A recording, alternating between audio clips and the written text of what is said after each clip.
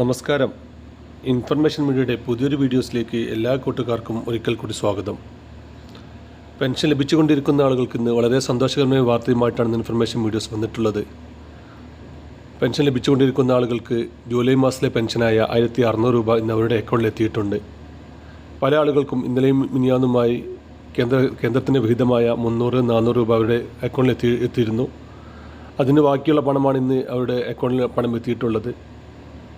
എന്നാൽ ഇനി അങ്ങോട്ട് തുടർന്നും പെൻഷൻ ലഭിക്കണമെങ്കിൽ നിർബന്ധമായി ചെയ്യേണ്ട കാര്യങ്ങളെക്കുറിച്ചെല്ലാം വളരെ വിശദമായി നോക്കാം. അതിനു മുന്നോടിയായി ഇൻഫർമേഷൻ മീഡിയയുടെ വീഡിയോസ് നിങ്ങൾ ആദ്യമായിട്ടാണ് കാണുന്നതെങ്കിൽ ചാനൽ സബ്സ്ക്രൈബ് ചെയ്യാൻ മറക്കരുത്. നമ്മുടെ ചാനൽ ഒരു തരത്തിലുള്ള മത രാഷ്ട്രീയ കാര്യങ്ങളും വരുന്നതല്ല. ഗവൺമെൻറ്റിൽ നിന്ന് ലഭിക്കുന്ന സേവനങ്ങൾ, ആനുകൂല്യങ്ങൾ, അറിയിപ്പുകൾ എന്നിവയെക്കുറിച്ച് മാത്രമായിരിക്കും വീഡിയോസുകൾ വരുന്നത്. ശ്രദ്ധിക്കുക, ഗവൺമെൻറ് അറിയിപ്പുകളും സേവനങ്ങളും എപ്പോൾ വേണമെങ്കിലും പുതിയ മാറ്റങ്ങൾ വരാം. ഏറ്റവും പുതിയ അറിയിപ്പുകൾ ലഭിക്കാൻ ചാനൽ സബ്സ്ക്രൈബ് ചെയ്ത് തൊട്ടടുത്തുള്ള ബെല്ലൈക്കൺ കൂടി ക്ലിക്ക് ചെയ്ത് വെക്കുക.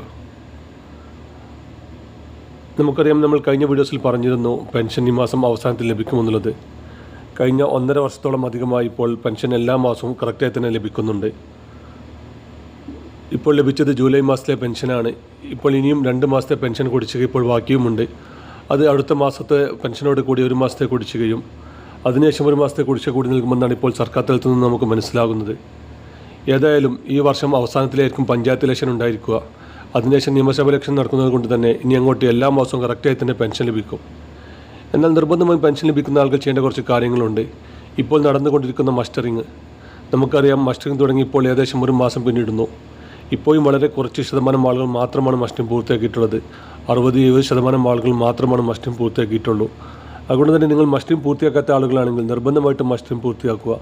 കേരളത്തിലെ ഏത് അക്ഷയ കേന്ദ്രങ്ങളിൽ പോയി നിങ്ങൾക്ക് മസ്റ്ററിങ് പൂർത്തിയാക്കാൻ സാധിക്കും. അതല്ലെങ്കിൽ അവർ നടത്തുന്ന ക്യാമ്പുകളുണ്ട്. ഇപ്പോൾ ഓരോ സ്ഥലങ്ങളിലും ക്യാമ്പുകൾ നടക്കുന്നുണ്ട്. അങ്ങനെ ആ ക്യാമ്പുകളിൽ നിന്ന് നിങ്ങൾക്ക് മസ്റ്ററിങ് പൂർത്തിയാക്കാൻ സാധിക്കും. അതുപോലെ തന്നെ അടുത്ത മാസമോ അല്ലെങ്കിൽ വിവിധ മാസമോ ആയിരിക്കും വിധവ പെൻഷൻ വാങ്ങുന്ന ആളുകൾ. എല്ലാ വർഷവും നൽകേണ്ട കാര്യമാണ് വിധവ പെൻഷൻ വാങ്ങുന്ന ആളുകൾ പുനർവിധേയമായിട്ടില്ല എന്നുള്ള സർട്ടിഫിക്കറ്റ്. ആ ഒരു സത്യാമൂലം നിർബന്ധമായിട്ടും ചെയ്യുക. അതുപോലെ തന്നെ മറ്റൊരു കാര്യമാണ് വരുമാന സർട്ടിഫിക്കറ്റ്.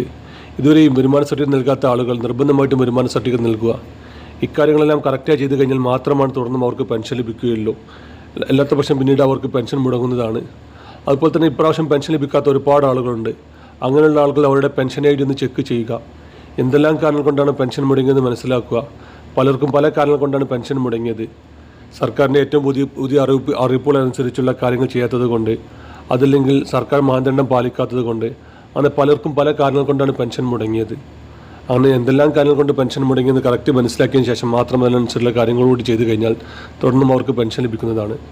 അതുപോലെ തന്നെ ഇപ്പോൾ പുതിയ പെൻഷൻ അപേക്ഷിച്ച് കഴിഞ്ഞാൽ പെട്ടെന്ന് തന്നെ അപ്രൂവൽ ആകുന്നുണ്ട്. നമ്മൾ വീഡിയോയിലെ തുടക്കത്തിൽ പറഞ്ഞതുപോലെ തന്നെ ഈ വർഷം അവസാനത്തിലായിരിക്കും പഞ്ചായത്ത് ഇലക്ഷൻ നടക്കുക. അതുപോലെ തന്നെ അതിനുശേഷം നിയമസഭ ഇലക്ഷൻ നടക്കുന്നത് കൊണ്ട് തന്നെ കൂടുതൽ ആളിലേക്ക് പെൻഷൻ എത്തിക്കാൻ ഇപ്പോൾ സർക്കാർ തലത്തിൽ ആലോചന നടക്കുന്നുണ്ട്. അതുകൊണ്ട് തന്നെ കഴിഞ്ഞ വർഷങ്ങളെല്ലാം പെൻഷൻ മുടങ്ങിയ ആളുകളുണ്ട്, അല്ലെങ്കിൽ പെൻഷൻ അപേക്ഷ സമർപ്പിച്ച സമയത്ത് റിജക്റ്റ് ചെയ്ത ആളുകളുണ്ട്. അങ്ങനെയുള്ള ആളുകൾക്കെല്ലാം ഇപ്പോൾ പുതിയ പെൻഷൻ അപേക്ഷിച്ച് കഴിഞ്ഞാൽ പെട്ടെന്ന് തന്നെ അപ്രൂവലും ആകുന്നുണ്ട്.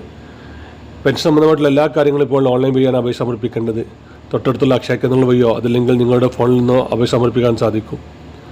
വീഡിയോ ഇഷ്ടപ്പെട്ടെന്ന് കരുതുന്നു. ഇതുപോലത്തെ ഇൻഫോർമേറ്റീവ് വീഡിയോകൾക്ക് വേണ്ടി ചാനൽ സബ്സ്ക്രൈബ് ചെയ്തിട്ട് കൂട്ടുകാരിലേക്ക് ഷെയർ ചെയ്ത് കൊടുക്കുക. നമുക്കൊരു പുതിയ വീഡിയോസുമായി കാണാം. അതുവരേക്കും എല്ലാ കൂട്ടുകാർക്കും നന്ദി, നമസ്കാരം.